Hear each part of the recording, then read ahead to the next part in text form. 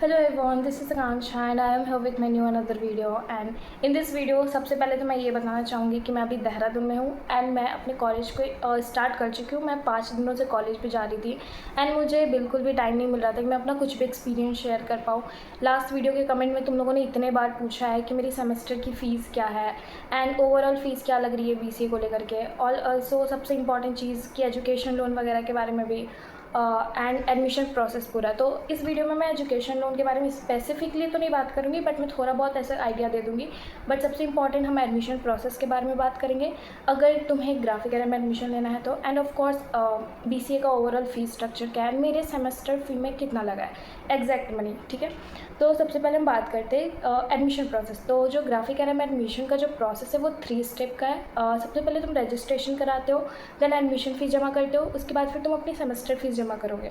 And क्या इसके लिए तुमको कैंपस विजिट करना पड़ेगा? तो नहीं, मैं बिहार से हूँ एंड मैंने देहरादून में एडमिशन लिया है एंड मैंने सब कुछ घर बैठ के ऑनलाइन ही करा है, बहुत सेफ़ है, इसलिए ऐसा चिंता लेने की ज़रूरत नहीं है। बस वही है कि तुमको एक बार खुद से कंफर्मेशन कर लेना है कि ये कॉल जो है जहाँ जिस पे तुम पेमेंट कर रहे हो ये कॉलेज के ही टीम का एंड कॉलेज के ही प्रोफाइल का है, क्योंकि बहुत ऐसे फ्रॉड कॉल्स भी आते हैं कि हाँ हम आपका एडमिशन करा देंगे, थोड़ा बहुत डिस्काउंट दिला देंगे, बट फिर वो आपको कॉल ही नहीं उठाएंगे एक बार जब तुमने पेमेंट कर दिया। तो let's start with the registration फ़ी। तो सबसे पहले जब मैं कॉलेज के लिए देख रही थी तो मेरे पास एक ऑप्शंस नहीं थे, बहुत सारे ऑप्शंस थे, बट मैंने सब कुछ कंपेयर किया। मैंने ऑनेस्ट रिव्यूज़ देखे हैं यूट्यूब पे भी, सोशल मीडिया पे। सिर्फ रील्स पे मत जाना, रील्स पे एडिट बहुत अच्छी बनी होती है कॉलेजेस की, बट तुमको रियलिटी थोड़ा बहुत देखना पड़ेगा। एंड कॉलेज आने के बाद तो और भी रियलिटी पता चलती है कि अच्छा ऐसा भी है क्या, क्योंकि जो वो सारी चीज़ें बाहर में नहीं बताई जाती है। एंड मैं सब कुछ शेयर करूँगी विद टाइम जैसे जैसे मुझे पता लगेंगी। तो अभी रजिस्ट्रेशन के लिए मैंने अपना वेबसाइट पे मैं गई थी ग्राफिक के, मैंने अपना नाम डाला, मैंने अपने नंबर डाले, मैंने अपना ईमेल दिया, उसके बाद फिर मुझे जो कोर्स चाहिए था, जिस कोर्स के रिगार्डिंग मुझे पता करना था वो मैंने डाला। देन मेरे को कॉलेज की साइड से कॉल आया। फिर वो कॉल आया तो मैंने बात किया, तो जितनी भी मेरी इंक्वायरी थी मैंने वो सब पूछा उनसे कि आपका फ़ीस स्ट्रक्चर क्या है एंड प्लेसमेंट रेट्स वगैरह क्या हैं, फैकल्टी कैसी हैं, तो सब कुछ जो भी तुम्हें प्रॉब्लम है वो सब तुम पूछ सकते हो। उसके बाद फिर तुम अपना टाइम लो, ऐसा नहीं है कि तुमने बात की वो तो बोलेंगे ही कि तुम अपना रजिस्ट्रेशन फ़ीस जमा करके अपना सीट बुक कर सकते हो, पर तुमको रश नहीं करना है। मैंने 1 वीक का टाइम लिया था, मैंने अपनी फैमिली में बात की थी और मैंने देखा था कि ये कोई फ्रॉड तो कॉलेज से कॉल नहीं आया है। ये सारी चीज़ें कंफर्म करने के बाद फिर मैंने अपना डिसाइड किया कि मुझे रजिस्ट्रेशन की फ़ी जमा करनी है। देन रजिस्ट्रेशन का जो फ़ी था उसका अमाउंट था 1500, तो वो मैंने दे दिया, जो कि ज़्यादा नहीं था। And but the problem is कि ये जो अमाउंट है आपका 1500 वो रिफंडेबल नहीं है, वो फिर तुम्हें मिलेगा नहीं। अगर तुम सोच रहे हो कि मैं बीच में कॉलेज स्विच कर दूँगा, मैं इसमें एडमिशन नहीं लूँगा, मुझे सीयूईटी के स्कोर से कॉलेज मिल गया तो मैं उधर चला जाऊँगा, इधर नहीं, तो फिर वो चीज़ नहीं हो सकती। एंड देन जो सेकंड स्टेप आता है वो आता है हमारा एडमिशन प्रोसेस का। तो एडमिशन अगर करा रहे हो तो तुम अपना टाइम ले सकते हो, तुम उनसे बोलना कि मुझे थोड़ा टाइम चाहिए एंड तुम अपना, क्योंकि मैंने खुद 20 दिन टाइम लिया था रजिस्ट्रेशन के बाद, मैंने डायरेक्ट एडमिशन फ़ी नहीं दिया था। और फिर वो वेट भी करते हैं क्योंकि एडमिशन काफ़ी लेट तक अगस्त तक चलता है, बट वो बताते नहीं, वो कहते हैं कि जुलाई में ख़त्म हो जाएगी डेट्स, बट ऐसा कुछ नहीं है। वो रश मत करना, आराम से एडमिशन लेना जब तक तुम्हें खुद से ऐसा सेटिस्फेक्शन ना मिल जाए कि कॉलेज वगैरह का सब ठीक है। उसके बाद फिर मैंने सीयूटी का वेट किया, मेरा रिज़ल्ट आया। मेरे को कॉलेज उतना अच्छा मिल नहीं रहा था एंड 1-2 कॉलेजेस मुझे डीयू के मिले भी, तो उसमें कोर्स मेरा प्रेफरेंस कुछ और था, वो नहीं था। एंड देन उसके हो जाने के बाद फिर मैंने अपना एडमिशन यहाँ पे करा लिया, जिसका कि अमाउंट लगता है 25,000। वो पैसा तुम्हारा रिफंडेबल होता है, अगर बीच में तुम्हें स्विच करना है तो वो पैसा तुम्हें मिल जाएगा। बट हाँ, सबसे इम्पॉर्टेंट कि तुम्हें ट्रांजैक्शन जो तुम करते हो उसका स्क्रीनशॉट हमेशा याद से रखना।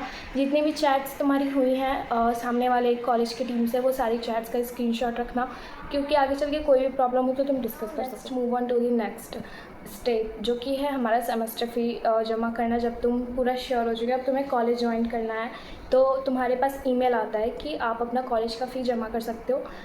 उसमें रहता है कि तुम्हें इतना % का ऑफ़ मिलेगा अगर तुम अभी जमा करते हो, तो तुम्हारे पास है तो कर दो। मैंने नहीं किया था क्योंकि मैं एजुकेशन लोन के लिए अप्लाई कर रखी थी एंड मुझे घर से पैसे नहीं देने थे, मुझे मेरे बैंक पे डायरेक्ट ही उनके कॉलेज तक चला जाता, दैट्स वाई मैंने उस समय नहीं पेमेंट करा था। फिर मेरी 3 अगस्त को ट्रेन थी एंड मैं बिहार से देहरादून आई। मैंने फर्स्ट डे अपना अटेंड करा कॉलेज का एंड मैं उसी दिन गई कॉलेज के ऑफिस में एंड फिर मैंने सामने से उसी दिन पे करा है।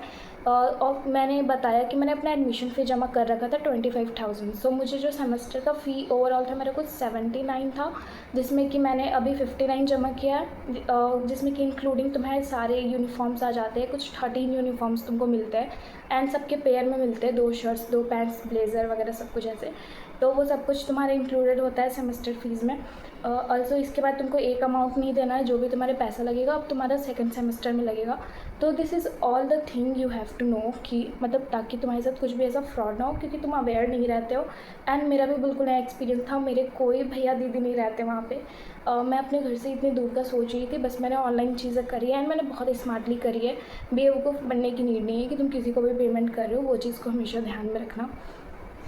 So that's it for the today's video and in the next video may be मैं एजुकेशन लोन के बारे में बता दूँगी कैसे अप्लाई करना है।